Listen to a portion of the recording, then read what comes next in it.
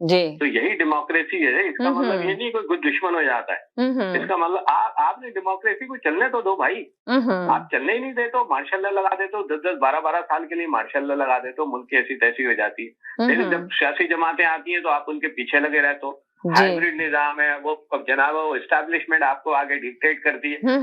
आप लोग ये सोचा करें ना कि आपने पीपल्स पार्टी की जब गवर्नमेंट थी, उसकी अदालत ने ऐसी की तैसी कर दी, यूसुफ गिलानी की गवर्नमेंट नहीं चलने दी। वो जरदारी आया तो उसको थ्रेट दी, वो बेचारा दुबई में जाके बैठ गया। पीछे से सारे एस्टैब्लिशमेंट जो है वो चाहते हैं कि गवर्नमेंट वो चलाए।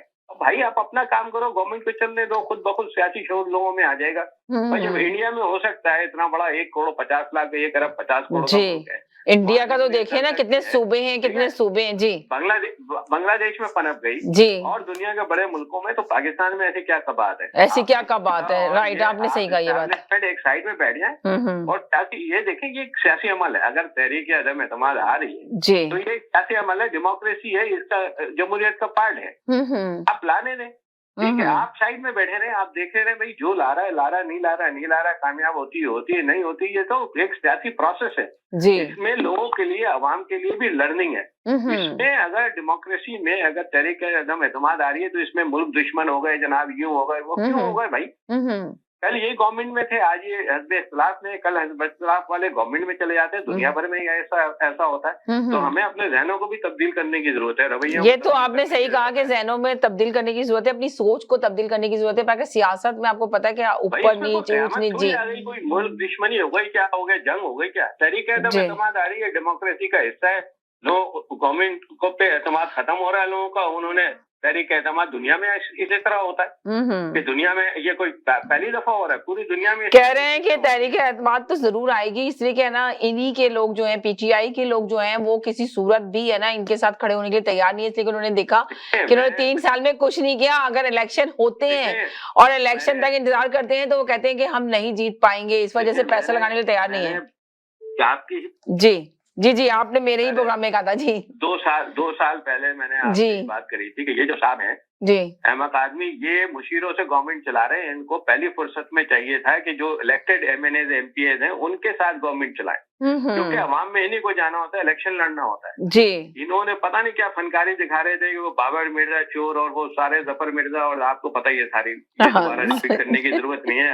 नहीं, आप दोबारा रिपीट कर सकते हैं, हर चैनल पे रिपीट हो रहा है ये सारी चीजें, दोबारा से रिवाइंड कराने लोग। पता है कि एक बात बताऊं मैं आपको, बहुत शॉर्ट मेमोरी होती है लोगों को, अगर आप बार बार उनको दिलाएंगे ना, याद दिलाएंगे, तो उनके जहनों में बैठता है। इसलिए मैंने देखा, मैं देख रही थी, मैं इस पे वॉच कर रही थी कि देखो कभी कभी हमारे चैनल पे भी पुरानी चीजें होती हैं, बार बार कॉलर वही वाली पुरानी बात करते हैं, तो मैंने दूसरे चैनलों पे भी देखा कि क्यों, ये क्या रीजन है कि ये लोग पुरानी बातें क्यों हर एंकर लेके बैठता है और हर गेस्ट जो है उनको पुरानी बातें याद दिला रहा होता है, बहुत पुरानी पुरानी किस्से याद दिला रहा है, इसलिए कि लोगों के जहन से बातें निकल जाती है, शॉर्ट मेमोरी होती है, भूल जाते हैं। तो आप इनको याद दिलाएं, जिस तरह आपने 2 साल पहले इस चैनल में बात की, यकीनन 100% बहुत अच्छी बात थी, अभी दोबारा कह सकते हैं हम ये बात। जी, पीटीआई के पास बड़े सीजन्ड पॉलिटिशियन थे, जी, ठीक है, जो जीत के आए थे या जो उन्होंने पीटीआई ज्वाइन करी। जी, राजा रियाज थे, आपके फखरे इमाम थे, और भी बहुत सारे सीजन्ड पॉलिटिशियन थे आपके पास। आपने उनको खड्डे लाइन लगा दिया।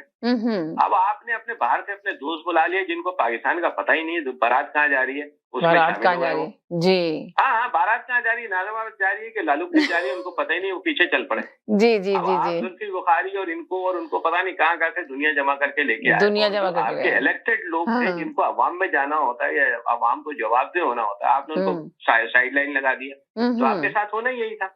और ये बात मैंने बहुत पहले कही। दूसरी बात मैंने आपसे ये भी कही थी बहुत ही अर्से पहले कि बोजदार को पंजाब में लगा दिया। हाँ, ये तो आपने बिल्कुल समझ लें, ये बात बहुत सही की थी, ये बात आपकी गई, और दूसरे चैनल पे भी यही बात हो रही थी कि बोजदार को क्यों, मैंने ये कही थी गलती की वजह से इमरान खान ने। जी, गोल्डन अपॉर्चुनिटी थी जब ये जीत के आए थे, उसी वक्त इनको बल्दियाती इलेक्शन कराने चाहिए थे। जी, तो आज इनको ये दिन देखने ही नहीं पड़ते। अब आप मकाना फैसले कर दो, आपने चोर चक्कों को अपने साथ लगा लिया, मिस मैनेजमेंट की वजह से आपकी जो है महंगाई हो गई। भाई तुम बाहर भेजती हो, फिर महंगे दामों खरीद ली, इसमें कोरोना कहाँ आ गया? या एलपीजी जो $4 मिल रही थी और आपने 32 रुपए खरीदे, उस वक्त आपने खरीदी, इसमें कोरोना कहाँ से आ गया? मुझे बताइए आप। आपको 40 अरब रुपए कोरोना के मिले, आप खा के भाग गए, इसमें कोरोना। अरे यार, मतलब ये अवाम थोड़ी बेवकूफ बना सकते हैं आप। तो अब आपने जो करा है अब आपको भुगत रहे हैं। और बात देखिए, वो जो एमक्यूएम है उसको पीपल्स पार्टी के साथ ही सिंध में रहना है, वहां से वो बहुत आसानी से एक दूसरे के साथ ताउन कर सकते हैं। आपने देखा वाडा के जब अभी सेनेटर के इलेक्शन हो रहे, एमक्यूएम ने अपना बंदा दस्तबरदार कर दिया पीपल्स पार्टी के हक में। तो चीजें पीछे बैकग्राउंड में चलती रहती। आपने अपने आप को अना का मसला बना लिया, आप इससे नहीं मिलेंगे, आप उससे नहीं मिलेंगे, आप उससे बात। अब आप देखें ना, पहले जो अना का मसला बना था वज़ीर आज़म इमरान खान, आप सबसे मिल रहे हैं, सबसे जाके मिल रहे हैं, बात कर रहे हैं, जिनके साथ वो बात करना पसंद नहीं करते थे। तो आखिर उनके अंदर कुछ तो घबराहट शुरू हो चुकी है ना, इसलिए वो कहते थे घबराना नहीं, तो अब वो खुद घबरा रहे हैं इस वक्त। जी, मैं सिर्फ एक बात करके बात खत्म हुआ। आपके बहुत सारे कॉलर भी कहेंगे बहुत टाइम ले रहे। देखिए, अगर मौलाना ने कोई बात कही है, आले हजरत जिनको कहते हैं हमारे एक दोस्त, अगर वो भाई तो वो कभी कच्ची गोलियां नहीं खेलते। तो वो अगर उन्होंने कही है कि 48 घंटे में तहरीक एतमाद आएगी, तो इसका मतलब आनी है उसको। ये बात मैं कहना चाहता हूँ। और दूसरे कॉलर ले लें आप। Thank you. चले, उन्होंने ये भी कहा कि 2-3 दिन में कुछ नया होने वाला है, बहुत जल्द आपको नजर आएगा, सामने आएगा। मौलाना कोई बात कह रहे हैं तो इसका मतलब वो फाइनल है। चले, वो मौलाना फजलुर रहमान के जो चाहने वाले हैं वो भी बार बार आ रहे थे, पर हो नहीं पा रहे यार, हमेशा होल्ड पे जाते हैं, ड्रॉप हो जाते हैं यार। चले, बहुत शुक्रिया, थैंक यू सो मच। जी जनाब। जी जी जी जी। अच्छा, इमरान खान का मिलने पे आपको इतनी क्यों परेशानी है सब लोगों को? भाई वो वजीर आजम है, उसकी पार्टी के लोग हैं। क्या वो शहबाज शरीफ से मिल रहा है या नवाज शरीफ से या जरदारी से मिल रहा है? आप लोगों को इतनी परेशानी क्यों है? भाई अपनी पार्टी के लोगों से मिल रहा है, 10 दफा मिलेगा, 10 दफा रूठेगा। ये पार्टी जमहूरियत में ऐसा होता है जी। ये बात क्यों नहीं समझ में आती, क्यों नहीं हजम होती सबको? भाई उसकी पार्टी के लोग हैं, कोई दूसरे मुल्क की मखलूक छोड़ेंगे वो? अपने मुल्क के लोग हैं, अपनी पार्टी के लोग हैं, 10 दफा मिलेगा, 10 दफा जाएगा, वो लोग आएंगे, वो रूठेंगे। ये जमहूरियत है। लेकिन एक चीज समझ में नहीं आती, किसी भी मुल्क में मैंने ऐसी जमहूरियत नहीं देखी कि वो अपोजिशन लीडर हो और वो मतलब उसके ऊपर केसेस चल रहे हैं और रोजाना वो कोर्ट के चक्कर लगाता हो, इतने सीरियस उसके ऊपर इल्जाम लगे हुए हों, और वो तब भी स्टेप डाउन नहीं कर रहा और लगा हुआ है तहरीक अदम इत्मीनान के लिए। मतलब मुझे ये बताएं कि ऐसा कभी कहीं होता हुआ देखा है आपने कि किसी अपोजिशन लीडर के ऊपर करप्शन के शदीद नौयत के केसेस हैं और उसकी हियरिंग चल रही है और वो अदम इत्मीनान में लगा हुआ है? मतलब कहाँ है ये इलेक्शन कमीशन? मतलब ऐसा मेरा ख्याल पाकिस्तान के अलावा तो किसी और मुल्क में ऐसा नहीं होते हुए देखा मैंने, कि पाकिस्तान में ही हो सकता है सिर्फ। मतलब वो कमर में दर्द हो जाता है, या तो एम्बुलेंस में लेट जाता है वो, या फिर कोरोना हो जाता है, कभी उसके वकील को कोरोना हो जाता है। लेकिन इन सब चीजों में वो साजिशों में लगा हुआ है, रात दिन साजिशें करता है, उसमें उसकी कोई तबीयत नहीं खराब होती। और एक दूसरा वो है मिस्टर 10%, उसको देखो तो व्हील चेयर पे आएगा हियरिंग के लिए, तो बीमार होता है, वो लेट जाता है, वो भी हॉस्पिटल में जाके। फिर देखो कैसे अभी बोरियों के मुंह खोलने हो या लोगों को खरीदना हो तो फिर वो हशाश बचता है हर काम के लिए। ये कैसा मुल्क है? फिर कहते हैं कि गद्दार ना कहो, फिर कहते हैं कि ये जमहूरियत है। ये जमहूरियत होती है? बोरियां खोल के खरीदा जाता है, ये पाकिस्तान में ही होता है, ये और कहीं नहीं होता। फिर कहते हैं कि इसको चलने दो, जैसे भी इन्हें चलने दो। ये मजाक हो रहा है, ये हमारे मुल्क में मजाक है और कुछ नहीं है। चलें, इससे ज्यादा कुछ भी नहीं कह सकता मैं। चलें भाई, बहुत शुक्रिया आपका। जी जी जी, वॉल्यूम बंद कर दे प्लीज अपनी टीवी का। हाँ जी बोलें। बात ये है कि बोरियों के मुंह वो खोलते हैं जिन्होंने इक़्तिदार में रहना होता है जी। अपोजिशन तो जो है वो इक़्तिदार में आने के लिए वो एतमाद की तहरीक पेश नहीं कर रही। वो तो आपने अरकान असेंबली की जो सीटें हैं उनको भी खत्म करने के लिए इक़्तिदार में आ गया। तो इसलिए उनको बोरियों के मुंह खोलने की क्या जरूरत है? बोरियों के मुंह तो उन्होंने खोलने हैं जो इक़्तिदार में रहना चाहते हैं। दोनों पार्टी बड़ी पार्टी या बल्कि तीनों बड़ी पार्टीज हैं, उनका इस बात से इत्तेफाक है कि ये एतमाद के फौरन बाद जो है असेंबलियां तोड़ी जाएंगी और नए इलेक्शन कराए जाएंगे। तो उनको जो है बोरियों मुंह के मुंह खोलने की जरूरत क्या है? दूसरी बात, आपने कहा सियासतदान दुश्मन होते हैं मुल्क के, ये है बात यह है कि सियासतदान को सियासतदान इसीलिए कहा जाता है कि वो सियासत करे। अब बात यह है कि सियासत क्या है? सियासत इल्म है हुकूमत और रियासत के निजाम को चलाने का। जी। वो बात यह है कि हर पार्टी अपना मंशूर देती है, हर पार्टी का मंशूर दूसरे से डिफरेंट होता है। हर पार्टी अपने अंदाज से हुकूमत चलाना चाहती है। कोई मेगा प्रोजेक्ट ला के मोटरवेज और बिजली के कारखाने लगा के मुल्क को तरक्की देना चाहता है। कोई अंडे कट्टे अपना मच्छे और मुर्गियां ला के जो है ना अंडे तकसीम करके तो निजाम को चलाना चाहता है। लेकिन इस अपना सोच में तफरीक को आप ये नहीं कह सकते कि कोई मुल्क दुश्मन है। आप ये कह सकते हैं कि मुल्क की बर्बादी में वो हिस्सेदार हो सकते हैं, लेकिन वो मुल्क के दुश्मन नहीं हो सकते। किसी की अगर गलत पॉलिसी से मुल्क को नुकसान पहुंचा।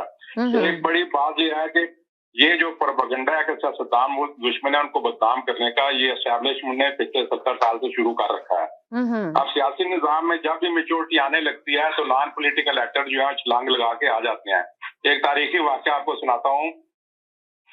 खान वली खान जो है वो उनकी मुलाकात हुई एक दफा जनरल ज़िया उल हक साहब से। तो जनरल ज़िया उल हक साहब ने उनको टांट किया जी कि सियासतदानों को तो ABC ही नहीं आती है। तो वली खान ने बड़ा तारीखी जुमला कहा था कि सियासतदानों को ABC भी आती है और DEF भी आता है, लेकिन अचानक बीच में GHQ आ जाता है। तो उससे वो सारा निजाम जो है अपना जो है उसको तलपट कर दिया जाता है। अभी कहा गया जी कि बड़ी वो अपना डेवलपमेंट होगी और ये है। आज इंटरनेशनल रेटिंग एजेंसीज की रिपोर्ट आई है जिसके मुताबिक एशिया में 3 ममालिक जो है वो डिफॉल्ट कर सकते हैं। जी। डिफॉल्ट मीन दिवालिया करना, दिवालियापन का अपना ऐलान करना, जिसमें पाकिस्तान, श्रीलंका और कम्बोडिया शामिल है। आज ही अपना अदारा शुमारियात पाकिस्तान ने फिगर दी है कि पाकिस्तान के ट्रेड डेफिसिट में जुलाई से फरवरी तक का रिकॉर्ड अपना डेफिसिट हुआ है वो 31.95 बिलियन डॉलर। तो ये तारीख का बदतरीन अपना जो है वो सारा हुआ है उसमें ट्रेड डेफिसिट का। इसी तरह ये है कि इन लोगों की आप देखें कि IMF के साथ संजीदगी मामला तय करने की संजीदगी को आप देखें। फरवरी 2021 में ये स्टाफ लेवल की मीटिंग करते हैं IMF के साथ। तो मार्च 2021 में इनको $500 मिलियन मिल जाते हैं। अप्रैल 2021 में एग्रीमेंट जो है उनका टूट जाता है IMF के साथ। तो ये जनवरी 2022 में मिनी बजट ले जाते हैं IMF को सेटिस्फाई करने के लिए। फरवरी 2022 में $1 बिलियन मिल जाता है इनको। तो फरवरी 2022 के एंड के ऊपर ये IMF के साथ फिर मुआहदा जो है वो टूट जाता है इनका। 28 फरवरी इस साल जो 2022 को जो है एमनेस्टी का ऐलान करते हैं और पेट्रोल बिजली की कीमतों में कमी का ऐलान करते हैं, जबकि इससे पहले IMF के साथ कीमतें बढ़ाने का वादा कर चुके हुए हैं। फिर कहते हैं कि हमारे पास ज्यादा पैसा आ गया था इसलिए कीमतें कम की हैं। जी। क्या वाकई अगर कुछ दिन पहले तो आप कहते थे कि पैसा ही नहीं है, क्या 23 करोड़ मुल्क के अपना 23 करोड़ अवाम के मुल्क को चलाने का ये अंदाज है? चलें आप ले लें और कारण मैं फिर आती हूँ। नहीं बात कर लें, अभी कॉलर आए, आप ही बात करें, आपकी तफसील सुन रही हूँ मैं। वो बार ड्रॉप हो जाते हैं, उनको होल्ड पे डालो फैसल भाई को और वो खुद बंद कर देते हैं कॉल फौरन। जी मुझे बात कंप्लीट करने दीजिएगा। बात यह है कि अगर आपके पास पैसा था तो गुज़श्ता माह ही इजाफा कर देते ताकि जो अब आपने पेट्रोल की कीमतें कम की हैं उस वक्त आपने बढ़ाई थी तो बाकी चीजों की कीमतें बढ़ गई थी। जी जी जी जी जी। उस वक्त इजाफा ना करते तो बाकी चीजों की कीमतें जो है वो नहीं बढ़नी थी। अब आप देखें कि फरवरी 15 को पेट्रोल आपने 12 पे बढ़ाया, फरवरी 28 को पेट्रोल डाउन किया आपने 10 रुपए, फरवरी 27 को इलेक्ट्रिसिटी आपने बढ़ाई 5.94 पैसे, फरवरी 28 को इलेक्ट्रिसिटी आपने कम की 5 रुपए, जनवरी 14 को आपने मिनी बजट पेश किया और टैक्स बढ़ा दिए, फरवरी 28 को मिनी बजट में आप कंसेशन देते हैं। उसके बाद ये है कि आप जनवरी 7 को कहते हैं कि हमारी बम्पर खराब हुई है, फरवरी 28 को कहते हैं कि हम 2 मिलियन टन जो है गंदम रूस से अपना करेंगे, दरामद करेंगे। तो आपकी कंफ्यूजन का ये हाल है। तो जो लीडर या हुकूमत इतनी कंफ्यूज हो तो उसके पास हुकूमत चलाने का क्या जवाब है? यानी कि आप ये कहना चाह रहे हैं कि हुकूमत बहुत कंफ्यूज है, तो ये लोग तो कह रहे हैं कि अपोजिशन भी कंफ्यूज है, अपोजिशन की भी समझ में नहीं आ रहा और हुकूमत अपनी जगह कोई समझ नहीं। अपोजिशन बिल्कुल सही ट्रैक पे जा रही है। वो जी आपने ग्रेजुअली जो आपने मोटिव कर रही थी उन्होंने पूरे किए। उन्होंने इस हुकूमत के घुटने भी टिकवाए, इस हुकूमत से अपना पॉपुलर फैसले भी करवाए जो इन्होंने अब कीमतें काम की हैं। ये अपोजिशन की। अच्छा, तो आप क्या कहेंगे, ये काफ लिख के अपना सियासी कार्ड खेल रही है अपोजिशन? जी उसका कार्ड खत्म हो गया, वो एक्सपोज हो गई है। अच्छा, यानी इमरान खान को जी इमरान खान के सामने भी एक्सपोज हो गई और अपोजिशन के सामने भी। अब उनके पास कोई चाराकार नहीं है कि वो जो है अपना वो जो है अपोजिशन का साथ दें। तो हो सकता है कि वो अपना चेंज माइंड कर लें कि उधर भी अगर हमें लिफ्ट नहीं हो रही है तो इधर चले, जो 2-4 महीने है वो हम। तो आपको क्या, अच्छा तो ये जो फजलुर रहमान साहब कह रहे हैं तो इसमें आपको क्या, जिस तरह उन्होंने कहा कि अभी एक कॉलर ने कहा कि जो फजलुर रहमान साहब ने कहा है तो यकीनन अदम एतमाद की तहरीक आने वाली है 48 आवर्स के अंदर। आपने अगर फजलुर रहमान साहब की तकरीरें सुनी हो माजी में जी, वो शख्स ऐसा शख्स है कि जो आप मुंह से एक लफ्ज जो निकालता है बड़ा सोच समझ के निकालता है। कभी आपने उसके मुंह से किसी किस्म के बदजुबानी के अल्फाज नहीं सुने होंगे। उसके बाद उसका एक लफ्ज जो होता है उसमें हिकमत होती है। कभी वो ना ओए आए की बात करता है और ना वो बोंगियां मारता है। तो इसलिए अगर फजलुर रहमान जो है कोई बात कर रहे हैं तो इसका मतलब है कि उसमें हकीकत है। तो अब ये फजलुर साहब जो है वो हवाई बातें नहीं करते हैं। पिछली दफा जो लॉन्ग मार्च उन्होंने किया था, अगर उसमें एक धोखा हो गया था उनके साथ, तो वो धोखा दिया था इन्हीं चौधरी बिरादरान ने।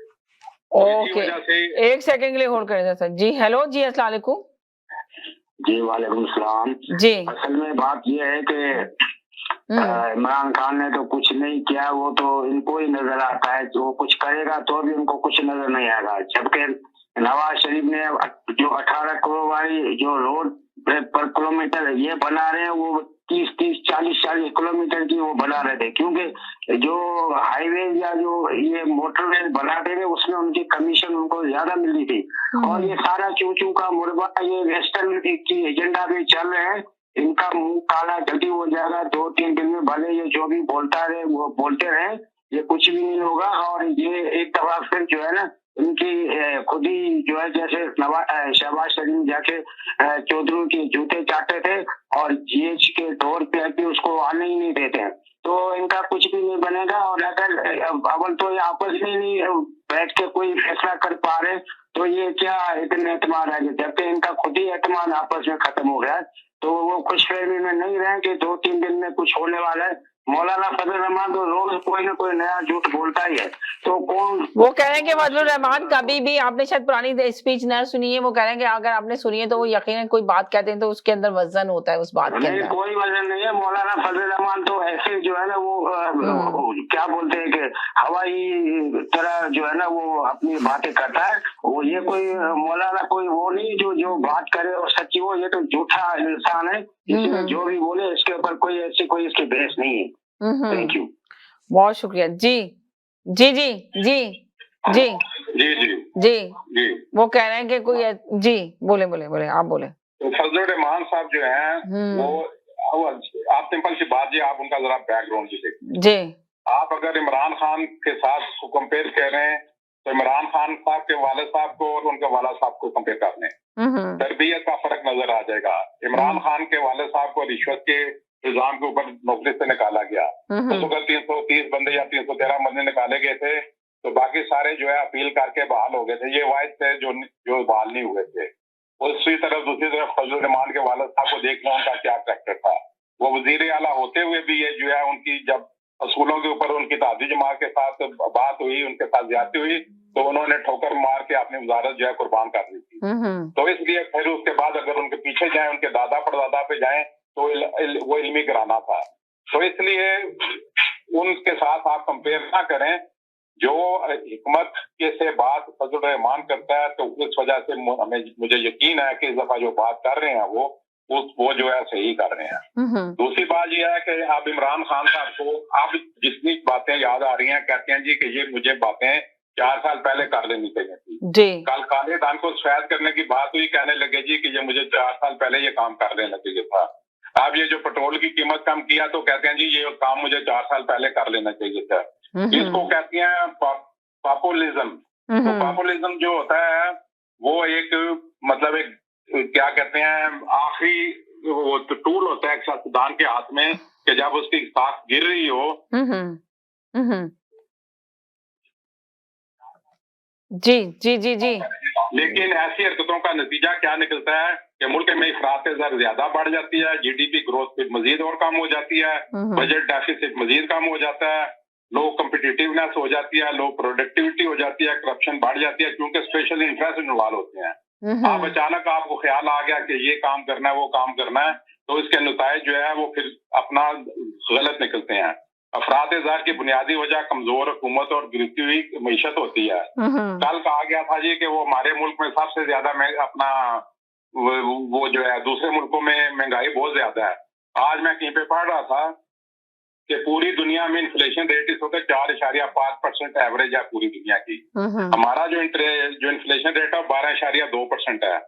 मालदीव जैसा मुल्क जो है उसकी इन्फ्लेशन रेट 1.4% है और एटमी कुवैत का इन्फ्लेशन रेट 12% है।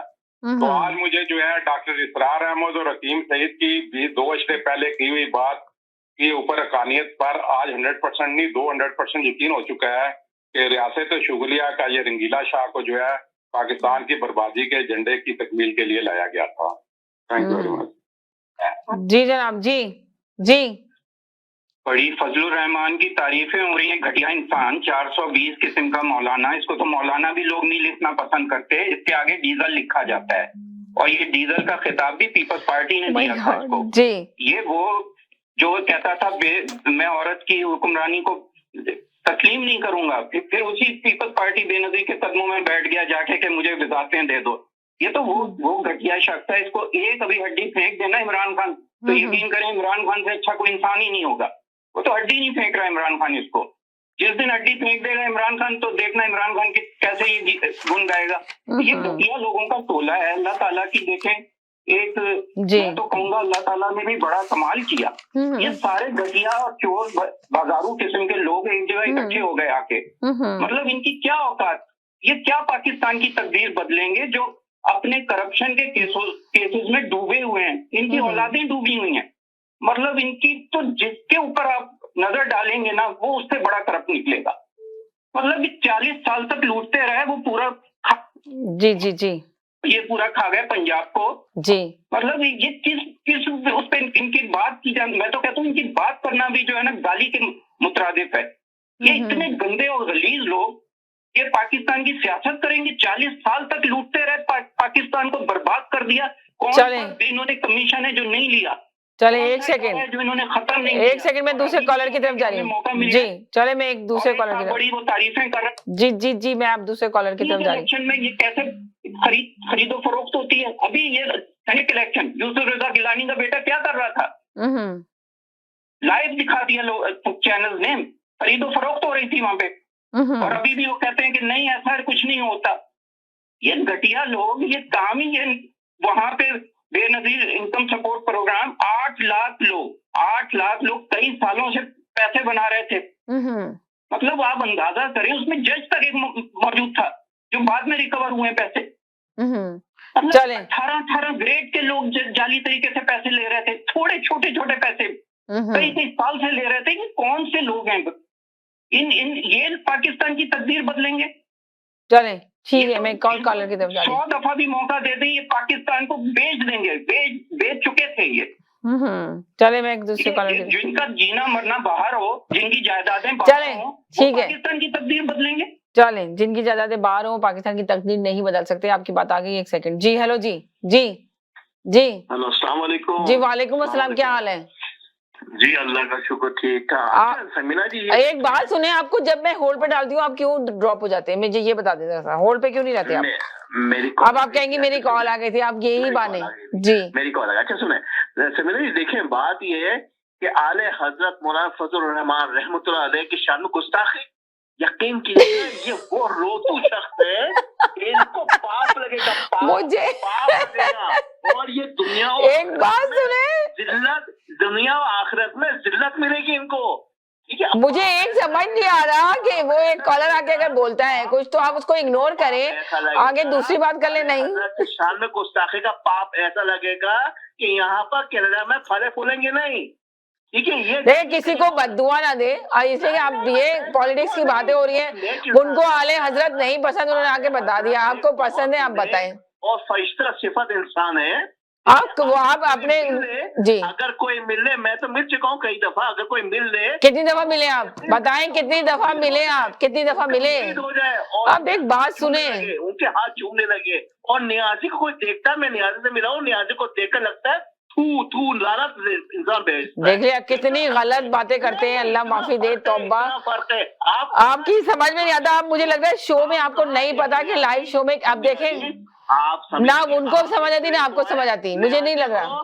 कहाँ आप प्ले बॉय नियाजी को मिला रहे हैं एक परिशुद्ध इंसान से, आले हजरत, और आले हजरत ने जो 48 घंटे का टाइम दिया है, आले हजरत की फिक्रों और नशीस में कोई बैठता है। एक सेकंड होल्ड करें जी। हेलो जी। जी ये जो मौलाना फजल रहमान के लिए आले हजरत बोलते हैं, वो जो मदरसों के पैसों के जो चोरी करके उसका अपना गुजारा उसका उसके ऊपर होता है, कि देख पे वो पता नहीं अपनी सियासत करता है। तो हम तो गुस्ताखी 10 दफा करेंगे, तो ऐसा जलील इंसान अल्लाह करे जान छूटे पाकिस्तान के ऐसे इंसान से। Thank you sister. जी जी बोले जी। जी तो आले हजरत के फिक्र नशीब पर जो बैठेगा ना, तो वो बहुत कुछ सीखेगा। आले हजरत एक आईटी का एक मुजमा है, ठीक है, वो मुजमा ऐसा है कि वो इन्फॉर्मेशन देते हैं। इन्फॉर्मेशन, आईटी का क्या काम होता है? आईटी काम होता है इन्फॉर्मेशन डिलीवर करना। अब आप मुझे ये बता दें कि कुछ टॉपिक पे भी बात कर लें। देखें पहले कॉलर कितने अच्छे थे, जिंदगी के सारे इन्फॉर्मेशन देते हैं आपको, और जो वो इन्फॉर्मेशन गेन कर रहा है वो करेगा कामयाबी दुनिया में भी और आखिरत में भी। अब बोले आप।